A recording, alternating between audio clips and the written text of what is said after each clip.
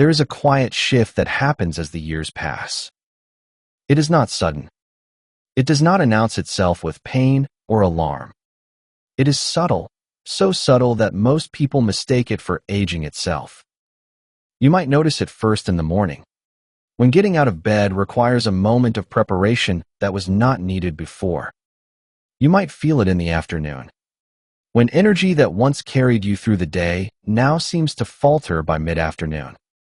You might observe it in the mirror, in skin that looks different than it did, or in the mirror of your mind, when a name you have known for decades takes an extra second to surface. These small changes are often accepted as inevitable. This is what getting older means. We tell ourselves, this is simply how it goes. But here is what the longest-lived peoples of the world reveal. Many of these changes are not aging at all.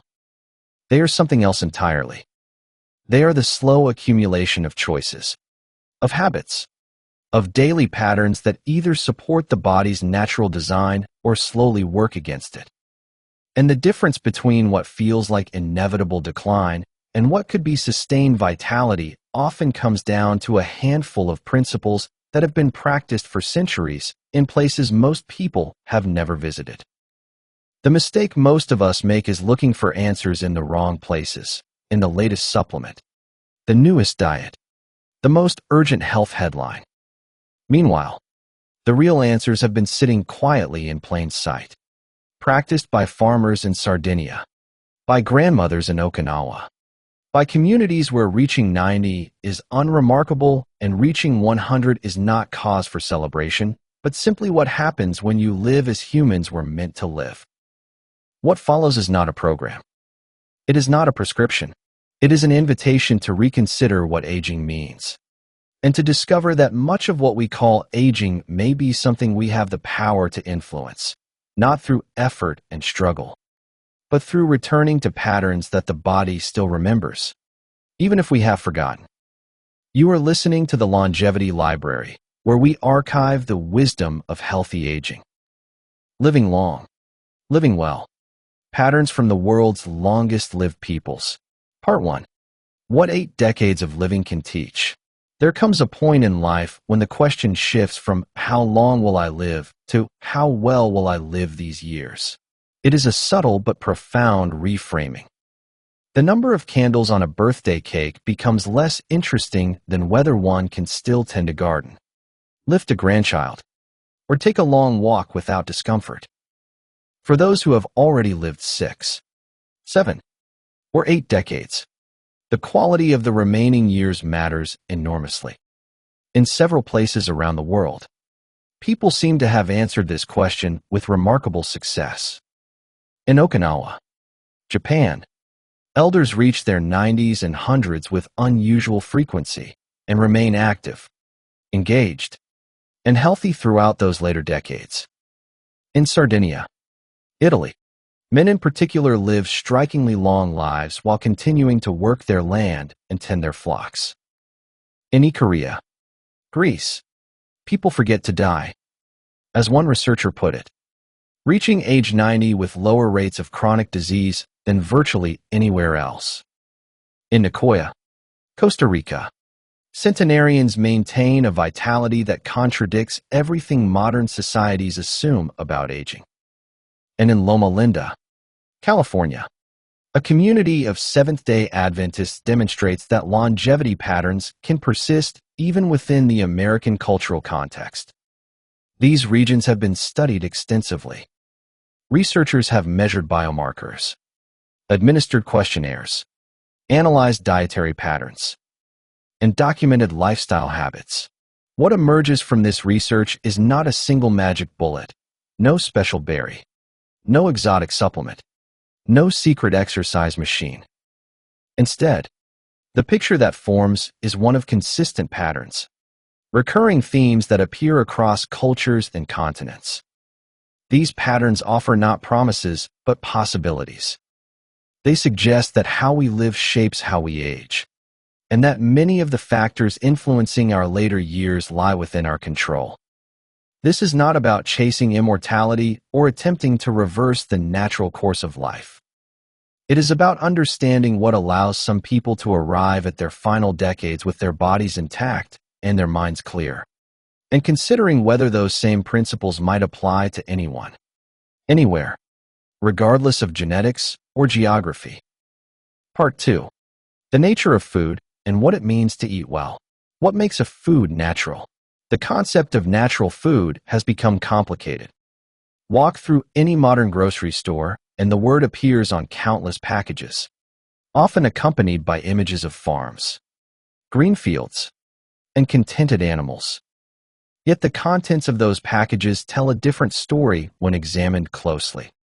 Ingredients lists stretch down the side of boxes, filled with words that sound more like chemistry terms than foods. Maltodextrin, citric acid, natural flavors, soy lecithin, carrageenan, monoglycerides. These are not things that grow. The confusion is intentional.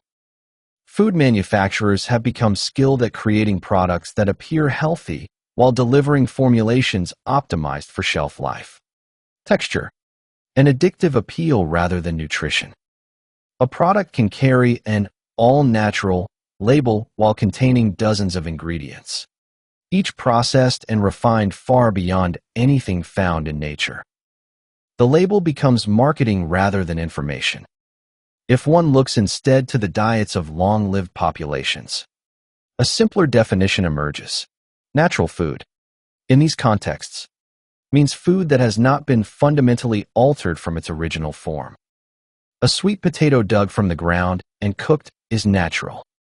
An egg laid by a chicken and boiled is natural. A piece of fish caught from the sea and grilled is natural.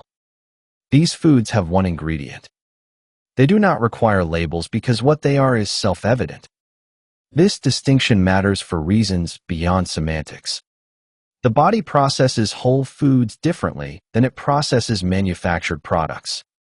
When you eat an orange, you consume not just vitamin C and sugar, but fiber, water, flavonoids, and dozens of other compounds in a complex matrix. That matrix affects how quickly sugars enter the bloodstream, how fully nutrients are absorbed, and how the digestive system responds. When you consume a product flavored to taste like orange but manufactured from concentrates and additives, the body's experience is entirely different. The problem with the issue with heavily processed foods is not simply that they contain chemicals. Everything is chemicals, including water and oxygen. The issue is that they have been designed to bypass the body's natural regulation systems.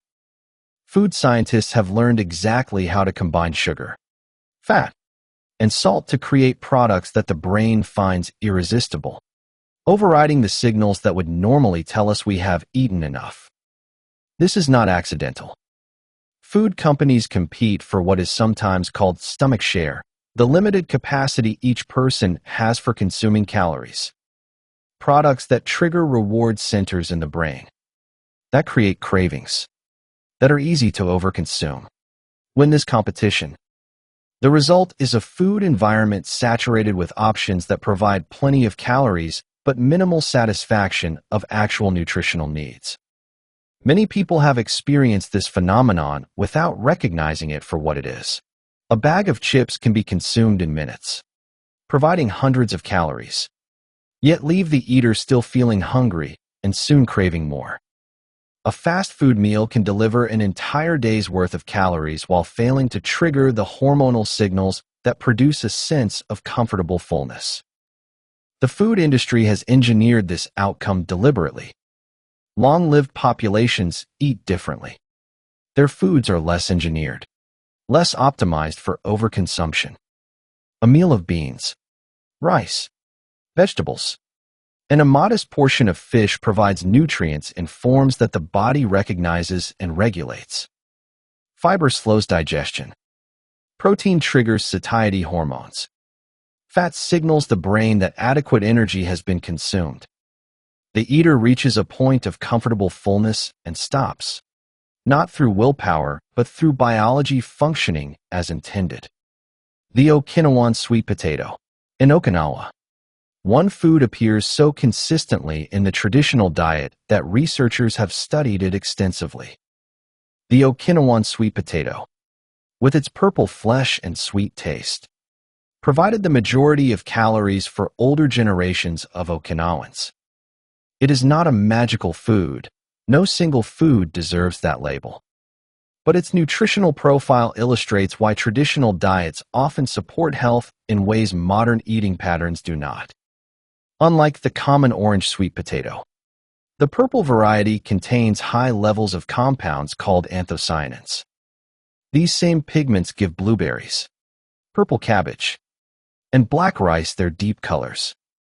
In the body, they act as antioxidants, helping to neutralize unstable molecules that can damage cells over time. This damage accumulates with age and contributes to many of the changes associated with aging: stiffer arteries, declining cognitive function, changes in skin and tissue. The sweet potato also delivers complex carbohydrates wrapped in fiber. This matters because fiber changes how the body handles sugar. Instead of entering the bloodstream rapidly and triggering a sharp insulin response, the carbohydrates from a sweet potato are released gradually. Blood sugar rises slowly and falls slowly, providing steady energy rather than a spike followed by a crash. For anyone concerned about blood sugar management, and this concern becomes more relevant with each passing decade, the difference between a sweet potato and a slice of white bread is substantial. Both provide carbohydrates, but the body's experience of them differs enormously. One supports stable energy and metabolic health. The other contributes to the roller coaster of peaks and valleys that leaves people feeling tired, hungry, and craving more quick energy. What a day of eating looks like. In practical terms, eating like the world's longest-lived peoples means meals that might look unfamiliar to those accustomed to standard modern diets. Breakfast might include a boiled egg, a piece of fish, and a serving of sweet potato. Lunch might center on beans and rice with vegetables and a small amount of meat used almost as a seasoning. Dinner could be soup made from whatever vegetables are in season, with perhaps some bread and a modest piece of cheese. Snacks, when they appear at all, are not the packaged products that fill convenience store shelves. They might be pieces of fruit, a handful of nuts, or leftovers from a previous meal. In Okinawa, the concept of snacking between meals is less developed than in Western cultures. People eat until satisfied at meals and do not feel the need to eat again until the next meal. This pattern contrasts sharply with modern eating habits, where grazing throughout the day has become normal.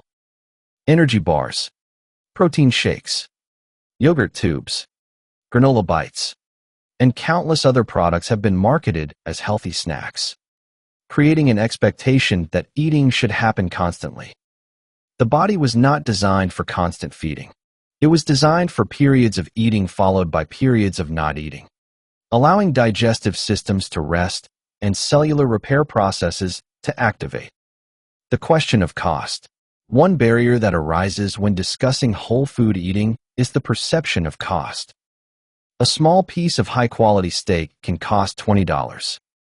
A dozen eggs from pasture-raised chickens might run $9 or more. Fresh produce, particularly when purchased out of season, adds up quickly. For those on fixed incomes, these prices can feel prohibitive. But the full picture is more complicated.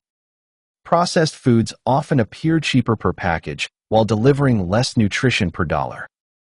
A box of breakfast cereal might cost $5 and provide Zhang calories of refined grains and added sugar. $5 spent on oats, eggs, or sweet potatoes provides more nutrients, more sustained energy, and greater satiety.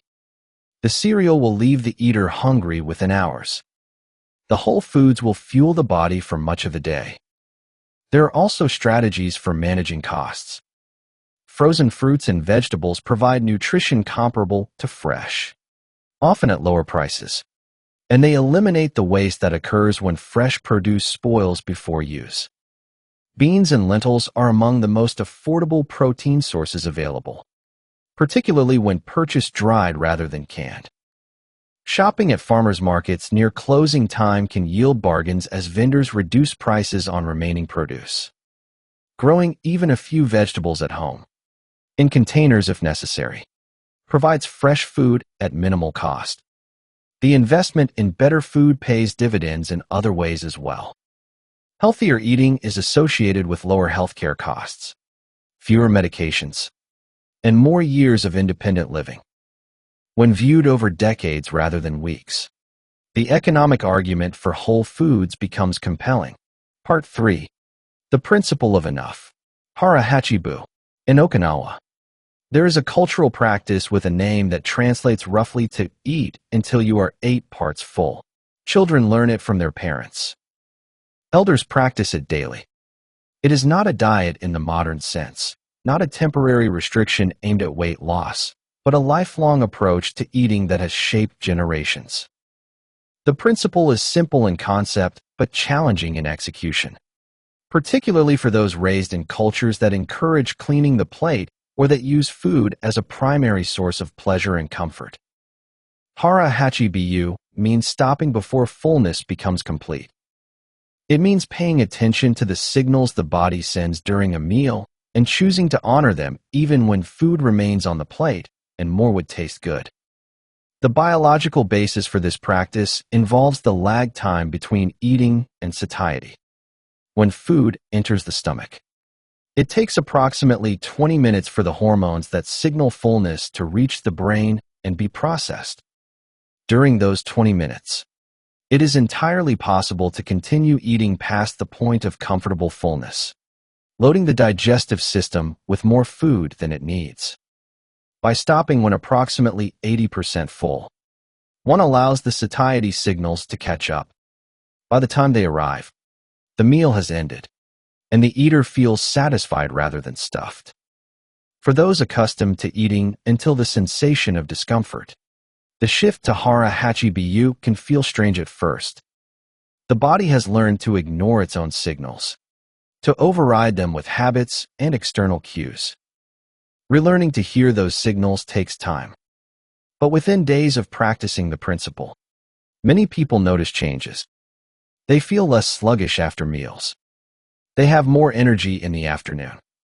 They wake up hungrier for breakfast because their bodies finished digesting the previous day's food hours before.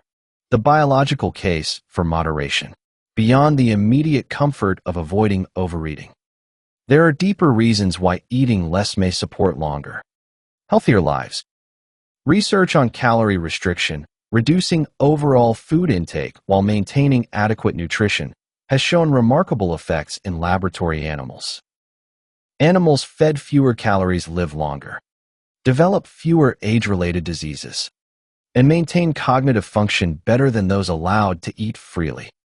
The mechanisms involved are complex, but they center on the concept of metabolic stress. When the body processes food, it generates byproducts that can damage cells over time. Eating less means generating fewer of these byproducts. Additionally, periods of lower calorie intake trigger cellular repair processes that might otherwise remain dormant. Cells clean out damaged components, recycle proteins, and perform maintenance that gets postponed when the body is constantly focused on digestion. This does not mean that severe calorie restriction is advisable for older adults who need adequate nutrition to maintain muscle mass and bone density. But the principle of moderation, of stopping before fullness, of avoiding the constant grazing that characterizes modern eating, may activate some of these same beneficial pathways without the risks of severe restriction. The experience of eating less. People who shift from eating until full to eating until 80% full often report unexpected experiences. They notice that their appetites adjust within days. The body seems to recalibrate its expectations. They find themselves less hungry between meals, not more. They discover that they enjoy food more when they are not rushing through meals or eating past the point of enjoyment. There is also a psychological component worth noting. Eating less forces one to be more present during meals, when the goal is to stop before fullness. Attention must be paid to the experience of eating, to the taste of food, to the sensation of hunger diminishing, to the moment when satisfaction approaches. This attentiveness can transform eating from a mindless activity into a more conscious, more enjoyable practice. For those accustomed to using food as emotional comfort, the transition can be challenging. Food has long served as a reliable source of pleasure, a way to cope with stress, a companion in lonely moments. Eating less means finding other ways to meet those emotional needs. But many who make the transition report that the quality of their relationship with food improves. They come to see eating as nourishment rather than escape, and they find that other activities, walking, talking with friends, engaging in hobbies, can provide comfort without the downsides of overeating. Part 4. Movement as a way of life. The difference between exercise and movement. In blue zone regions, people do not typically go to the gym. They do not follow exercise videos. They do not track their steps with devices or compete with friends for weekly movement totals. Yet they are physically active throughout their days.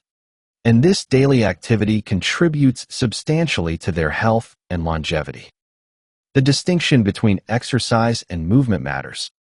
Exercise is intentional physical activity, performed specifically for health or fitness benefits.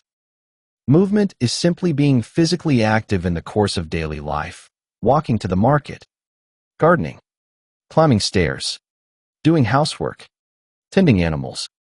Both can provide health benefits. But movement integrated into daily routines is more sustainable over decades.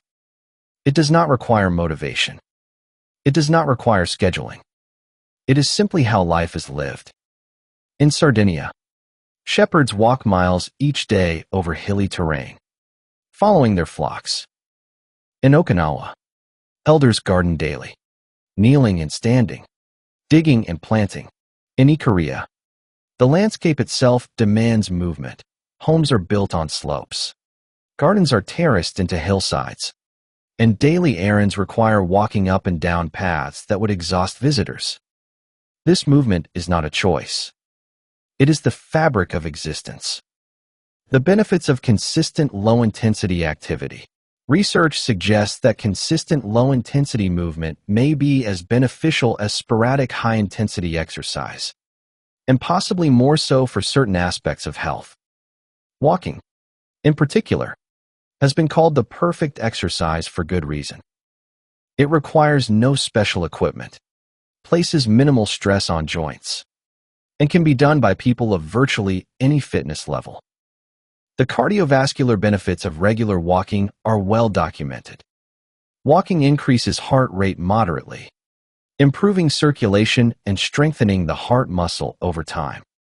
It helps maintain healthy blood pressure and supports the body's ability to regulate blood sugar. After a meal, a short walk can significantly reduce the blood sugar spike that might otherwise occur, as working muscles draw glucose from the bloodstream without requiring additional insulin. Walking also supports joint health. Contrary to the belief that movement wears out joints, regular moderate movement actually nourishes joints by circulating synovial fluid, which delivers nutrients to cartilage and removes waste products. Sedentary joints receive less of this nourishment and may deteriorate faster than those that are moved regularly. Balance and coordination benefit from daily walking as well, particularly when walking occurs on varied terrain. The constant minor adjustments required to navigate uneven ground train the nervous system to maintain stability, reducing the risk of falls. For older adults, fall prevention is among the most important health priorities. A serious fall can trigger a cascade of decline that dramatically alters quality of life. Gardening as complete movement. Gardening deserves special mention as a form of movement that combines multiple benefits. Digging, planting, weeding, watering, and harvesting involve the whole body in varied movements. Squatting to tend plants maintains lower body strength and flexibility. Lifting bags of soil or pots builds functional strength. Reaching and stretching maintain upper body mobility. Beyond the physical benefits, gardening provides exposure to sunlight, which supports vitamin D production. Vitamin D is essential for bone health, immune function, and numerous other processes. Yet deficiency is common among older adults, particularly those who spend most of their time indoors. Even short periods of gardening and appropriate sunlight can help maintain adequate vitamin D levels. There is also evidence that contact with soil may benefit health in ways not fully understood. Soil contains diverse microorganisms, some of which may interact with the immune system in beneficial ways. The hygiene hypothesis suggests that reduced exposure to environmental microbes in modern life may contribute to increased rates of inflammatory and autoimmune conditions. Gardening provides a safe way to increase that exposure. For those unable to garden extensively due to physical limitations, container gardening offers an alternative. A few pots on a patio or balcony can provide many of the same benefits: fresh herbs, cherry tomatoes, salad greens, with less demand on the body. Even tending a few houseplants connects one to the natural world and provides a sense of purpose and accomplishment. The social dimension of movement. In blue zone regions, movement is often social. People walk together. They garden alongside neighbors. They gather for community events that involve physical activity. This social dimension matters because it makes movement more enjoyable and therefore more sustainable.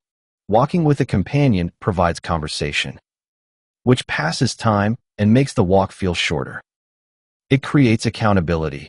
It is harder to skip a walk when someone is waiting. It strengthens social bonds, which themselves are associated with better health outcomes.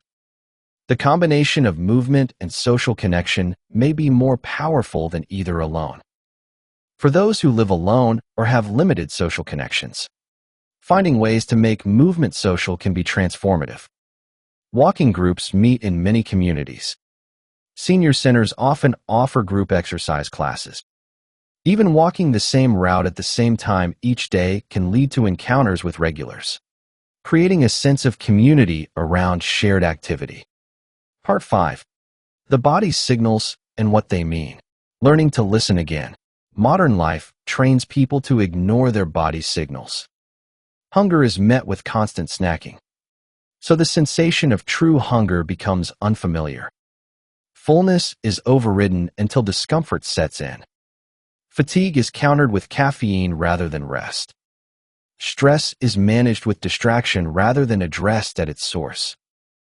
The body continues sending signals throughout this process, but those signals become harder to hear. They are drowned out by constant stimulation, by the noise of modern existence, by habits that override biology. Learning to hear them again takes practice, but the rewards are substantial. Hunger, for example, is not an emergency. It is simply the body's way of saying that fuel will soon be needed. When hunger is met immediately with food, or worse, with food before hunger even appears, the signal loses its meaning. The body stops regulating intake because the environment provides no opportunity for regulation. Food is always available, always expected, always consumed. By allowing hunger to appear before eating, by eating slowly and attentively, by stopping before fullness, one retrains the hunger satiety system. The body remembers how to signal and how to respond to its own signals. Eating becomes what it was meant to be, a response to genuine need, not a constant activity. The withdrawal phenomenon. When people shift from a diet of processed foods to one centered on whole foods, they sometimes experience a period of discomfort that resembles withdrawal. Headaches, irritability, fatigue, and intense cravings can appear within the first few days and persist for up to a week before gradually subsiding.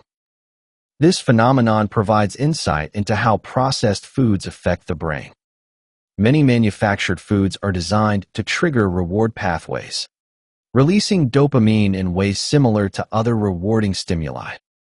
Over time, the brain comes to expect this dopamine release from eating. When the expected foods are removed, the brain temporarily has less reward stimulation, leading to cravings and mood changes. The headache that sometimes accompanies this transition may have multiple causes. Caffeine withdrawal plays a role for those who have been consuming significant caffeine through coffee, tea, or energy drinks. Changes in blood sugar regulation as the body adapts to more stable glucose levels can trigger headaches in susceptible individuals. Dehydration may contribute if fluid intake drops when sugary drinks are eliminated. Understanding that these symptoms are temporary and represent physiological adaptation, not a sign that whole foods are somehow wrong for the body, helps people persist through the challenging period. Within a week, most find that their energy stabilizes, their mood improves, and their cravings diminish significantly. Changes in appetite and satiety.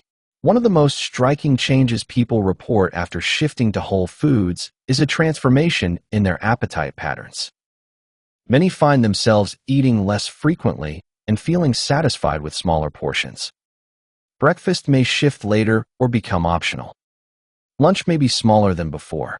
Evening snacking may disappear entirely. This change reflects the body's return to normal regulation. Whole foods contain protein, fiber, and fat in forms that trigger the hormonal signals of satiety.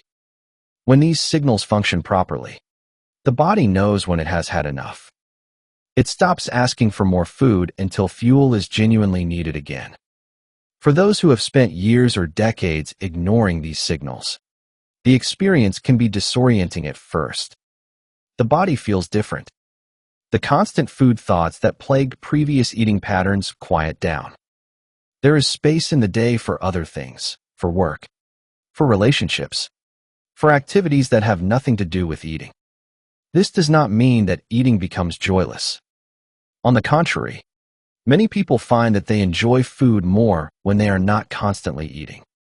Meals become events, anticipated and appreciated, rather than just another instance of the continuous grazing that characterizes modern eating patterns. Skin as an indicator. The skin, being the body's largest organ and most visible tissue, often reflects internal changes before they become apparent elsewhere. People who shift to whole food eating frequently notice improvements in their skin within days or weeks, reduced redness, fewer breakouts, more even tone, less dryness or oiliness. Several factors contribute to these changes. Whole foods provide higher levels of antioxidants, which protect skin cells from the oxidative damage that accumulates with age and contributes to visible aging. Reducing processed foods eliminates many compounds that may trigger low-grade inflammation, which can manifest as redness or irritation in susceptible individuals. Stable blood sugar resulting from whole food eating reduces a process called glycation, where sugar molecules attach to proteins and form compounds that damage collagen and elastin. Collagen and elastin are the proteins that keep skin firm and resilient. When they are damaged, skin sags and wrinkles form. Lower and more stable blood sugar means less glycation and slower visible aging. Improved gut health from increased fiber intake may also affect skin through the gut-skin axis. A healthy gut microbiome supports immune regulation and reduces systemic inflammation, which can result in calmer, clearer skin. The connection between digestive health and skin appearance is well established, though the mechanisms are still being studied. For those with chronic skin conditions, keratosis pilaris, eczema, psoriasis, dietary changes may produce noticeable improvement. While such conditions may not resolve completely, reducing inflammatory triggers often decreases their severity. The visible changes provide motivating reinforcement for maintaining healthier eating patterns. Part 6. The social context of health. Eating together. In blue zone regions, meals are rarely solitary affairs. Families gather around tables. Neighbors share food. Communities celebrate with feasts that bring people together. This social dimension of eating may contribute to health in ways separate from the food itself. When people eat together, they tend to eat more slowly. Conversation naturally paces the meal, giving the body time to register fullness before too much food has been consumed. Shared meals also tend to be more varied, as different people bring different dishes. This variety increases the likelihood of consuming a wide range of nutrients. The emotional benefits of shared meals are equally important. Loneliness is increasingly recognized as a health risk factor, associated with higher rates of depression, cognitive decline, and even mortality. Regular shared meals provide connection, conversation, and a sense of belonging that buffers against loneliness. For couples, preparing and eating together offers additional benefits. The time spent cooking together is time spent cooperating, communicating, and sharing a common goal. It can become a cherished ritual, a daily practice of connection that strengthens the relationship. Many couples who adopt this practice report that it improves not just their nutrition, but their partnership. Purpose and engagement. Across blue zone regions, people maintain a sense of purpose throughout their lives. In Okinawa, this is called Ikigai, a reason for getting up in the morning. In Costa Rica, the similar concept is plan de vida. Whatever the name, the idea is consistent. Having something to live for supports living longer. Purpose can take many forms. For some, it is caring for grandchildren. For others, it is tending a garden, pursuing a craft, participating in community activities, or maintaining a spiritual practice. The specific content matters less than the engagement, the feeling that one's presence in the world makes a difference, that there are reasons to continue showing up each day. Research supports the importance of purpose. Studies have found that people with a strong sense of purpose have lower rates of cardiovascular disease, better cognitive function, and longer lives. The mechanisms are not fully understood, but likely involve both behavioral and biological pathways. People with purpose may take better care of themselves, may experience less stress, and may maintain greater resilience in the face of challenges. For those who have retired from careers and raised their children, finding new sources of purpose can require intention. Volunteer work offers one avenue. Mentoring younger people provides another. Creative pursuits, painting, writing, music making, can fill hours with meaningful engagement. The key is to find activities that feel significant, that draw upon one's skills and interests, and that connect one to something larger than oneself. The role of community. Modern societies have become increasingly individualistic, with people living alone more often and participating less in community organizations. This trend has coincided with rising rates of loneliness and isolation, particularly among older adults. Blue zone regions offer a counterexample, places where community remains central to daily life. In these regions, elders are not segregated into separate facilities or expected to entertain themselves in isolation. They remain integrated into community life, participating in religious services, attending community events, gathering with friends and neighbors. Their knowledge and experience are valued. Their presence is expected. This integration provides practical benefits as well as emotional ones. When someone falls ill, neighbors notice and help. When someone needs assistance, community members provide it. The informal support networks that exist in these communities mean that problems are caught early and addressed collectively, rather than festering until they become crises. For those living in more individualistic societies, building community requires effort. It means reaching out to neighbors, participating in local organizations, attending community events, and making the first move toward connection. It means accepting that community is not something that happens to us, but something we create through our choices and actions. Part 7. Practical strategies for everyday life. Starting where you are. The prospect of changing lifelong habits can feel overwhelming. The gap between current patterns and the patterns of blue zone regions seems vast. But meaningful change does not require perfection. It requires only a willingness to start and the patience to continue. For most people, the most effective approach is to identify one or two specific changes and implement them consistently. This might mean committing to a 10-minute walk after dinner each evening. It might mean replacing the breakfast cereal with oatmeal and fruit. It might mean practicing hara hachibiyu at one meal each day. Small changes, sustained over time, accumulate into significant transformation. The key is to choose changes that feel achievable rather than aspirational. A daily walk of 10 minutes is more sustainable than a resolution to exercise for an hour. Replacing one processed food with a whole food is more realistic than attempting to eliminate all processed foods at once.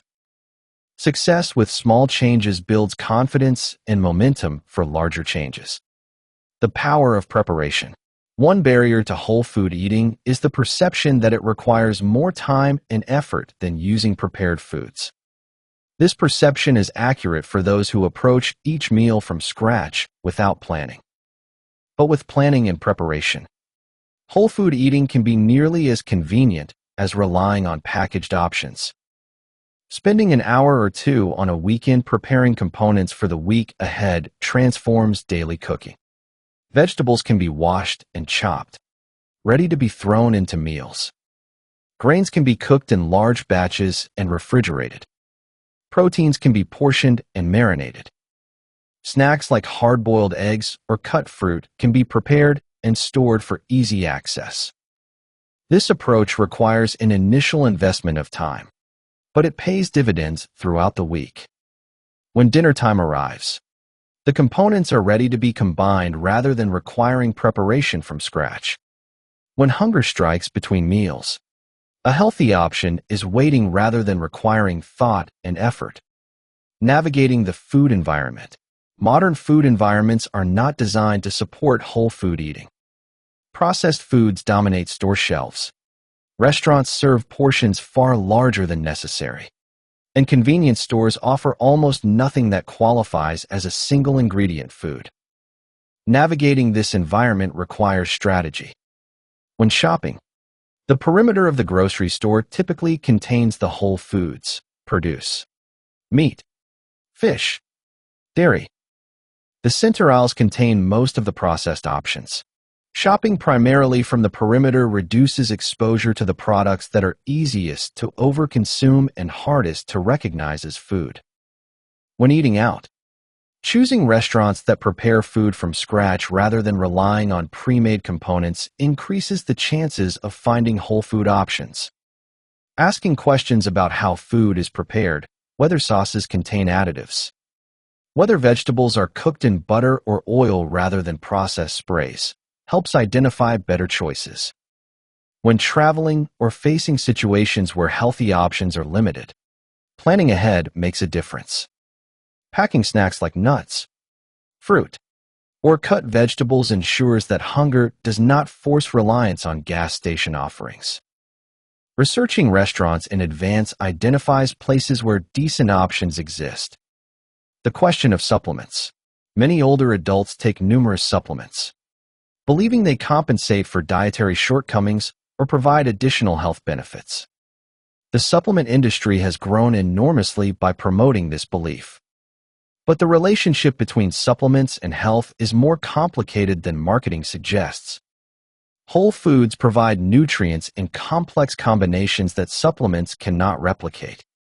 The vitamin C in an orange comes with bioflavonoids that enhance its absorption and utilization. The calcium in leafy greens accompanies magnesium, vitamin K, and other nutrients that work together in bone health. Isolating individual nutrients and consuming them in concentrated forms does not necessarily provide the same benefits as obtaining those nutrients from food. This is not to say that supplements have no place. Vitamin D supplementation is widely recommended for older adults, particularly those with limited sun exposure. Vitamin B12 absorption declines with age, making supplementation advisable for many. Omega-3 supplements may benefit those who rarely eat fatty fish. But supplements should supplement, not replace, nutritious eating patterns. The question of what happens when supplements are discontinued is worth considering. Creatine, often taken for muscle maintenance, gradually leaves the system when supplementation stops, potentially affecting strength and performance. Pre-workout formulas that provide stimulants create dependence, with withdrawal symptoms when discontinued. Understanding these effects helps in making informed decisions about which supplements, if any, to use. Part 8. The deeper currents. Time and patience. One of the most striking differences between blue zone cultures and modern societies is the relationship with time. In longevity hotspots, life moves at a different pace. Meals take time. Conversations linger. The day is not packed with activities, but unfolds naturally. This relationship with time may have health effects beyond the obvious reduction in stress. When meals are rushed, digestion suffers. When conversations are abbreviated, connections remain superficial. When the day is overscheduled, there is no space for spontaneous movement, for unexpected encounters, for the simple pleasures that make life worth living. Adopting a different relationship with time does not require moving to a remote village or abandoning modern life. It requires making conscious choices about how time is spent.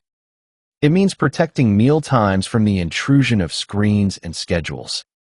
It means allowing conversations to continue rather than cutting them short. It means leaving space in the day for whatever arises, rather than filling every moment with activity. The cumulative effect. Health is not built in a day.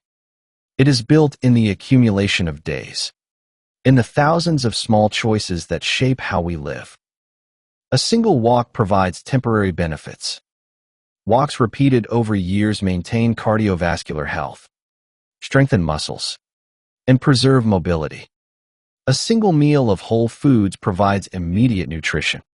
Meals repeated over decades shape the trajectory of aging. This cumulative effect can feel discouraging to those looking for quick results. It is easier to imagine that a dramatic intervention, a radical diet, an intense exercise program, a powerful supplement, will transform health than to accept that health is built slowly, choice by choice, day by day. But the slow accumulation of healthy habits is actually reassuring. It means that perfection is not required. It means that every healthy choice matters, even if the effects are not immediately visible. For those in their 60s, 70s, and beyond, the cumulative effect of past choices has already shaped the present. But the future remains open. Choices made today will accumulate into the health of tomorrow. It is never too late to shift direction, to add more healthy habits, to reduce those that have not served well. The body responds to what we do now, regardless of what came before. Living well at any age. The goal of examining blue zone populations is not to prescribe a specific way of living that everyone must follow. It is to observe what has worked for others and to consider whether those patterns might have relevance for one's own life. Each person must adapt these lessons to their circumstances, their preferences, their limitations. For some, the most relevant lesson will be about food, about choosing whole ingredients over processed products, about eating until satisfied rather than stuffed. For others, the lesson will be about movement, about integrating physical activity into daily life rather than treating exercise as a separate task. For still others, the lesson will be about connection, about prioritizing relationships, finding purpose, building community, The common thread is that health in later years is not primarily determined by genetics or luck. It is shaped by how we live, by what we eat, how we move, who we love, what we do with our days. These factors are largely within our control. They can be changed at any age, though change becomes harder the longer patterns have been established. The Okinawan centenarian riding a horse at 101 did not arrive at that level of function by accident. He arrived there through decades of living in ways that supported his health, eating whole foods, practicing moderation, staying active, maintaining purpose and connection. Each day's choices built upon previous day's choices until the cumulative effect became remarkable. The same principle applies to anyone, anywhere. Today's choices will shape tomorrow's possibilities. The body we have tomorrow will be the product of how we treat it today. This is not a reason for guilt or anxiety, but for empowerment. It means that we are not passive recipients of aging, but active participants in shaping our later years. Part 9. A broader view. Beyond individual choice. While individual choices matter enormously, it would be misleading to suggest that health is solely a matter of personal responsibility. The environments in which people live shape their choices in profound ways. A person living in a food desert, with no access to fresh produce within reasonable distance, faces different challenges than someone with multiple farmers markets nearby. Someone with limited income faces different constraints than someone with financial resources. Someone with mobility limitations faces different options than someone who can move freely.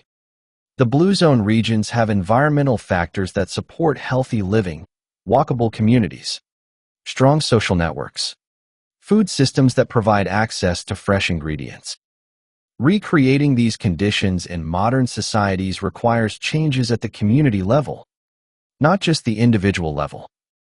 Supporting policies that improve food access, create walkable neighborhoods, and strengthen community connections benefits everyone, not just those who can afford to make different choices.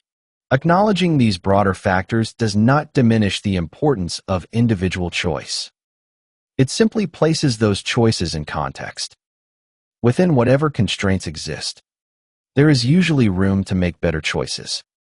The goal is to identify that room and use it well, while also working to expand it for ourselves and others. The limits of knowledge. Research on longevity continues to evolve.